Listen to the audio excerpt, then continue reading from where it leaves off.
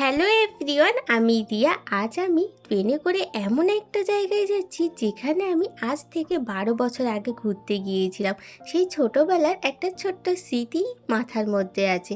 এবার বড়বেলায় সেটা উপভোগ করার জন্যই সেই জায়গায় চলে যাচ্ছি। আমার বাড়ি থেকে প্রায় 6 থেকে 7 ঘন্টার জার্নি করে সেই জায়গায় আমি পৌঁছে যাব। তো ট্রেনে যেতে বেশ অনেকটা সময় লাগে, আর অনেক দিন পরে ট্রেনে উঠলাম, আর জানলার ধারে সিট থাকলে তো আমার মন একদম খুশিতে খুশিতে ভরে যায়। কারণ জানলার দিকে বাইরের দৃশ্যগুলো দেখতে দেখতে যেতে আমার বেশ ভালো লাগে। এবার আমি তোমাদেরকে বলি 6 থেকে 7 ঘন্টার জার্নি করে আমি কোথায় এসে পৌঁছালাম। আমি এসে পৌঁছালাম বসিরহাট। আর বসিরহাট হলো আমার দিদির বাড়ি। আর সেই দিদির বাড়ির কাছে আসলে একটা জিনিস আমার বেশ পছন্দের লাগে, সেটা হলো এখানকার মিষ্টিগুলো। এখানকার মিষ্টিগুলো জাস্ট অসাধারণ। আমাদের বাড়ির এখানে এত ফ্রেশ মিষ্টি আমি কখনো খাইনি।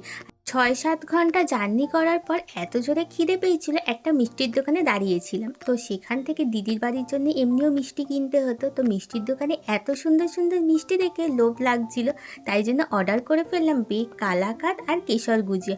সত্যি বলবো, মিষ্টিগুলো এত সুন্দর ছিল যে খেয়ে মন একদম ভরে গেল। তারপরে মিষ্টি কিনে টিনে উঠে পড়লাম অটোতে, আর অটো করে পৌঁছে গেলাম আমার দিদির বাড়ির কাছাকাছি।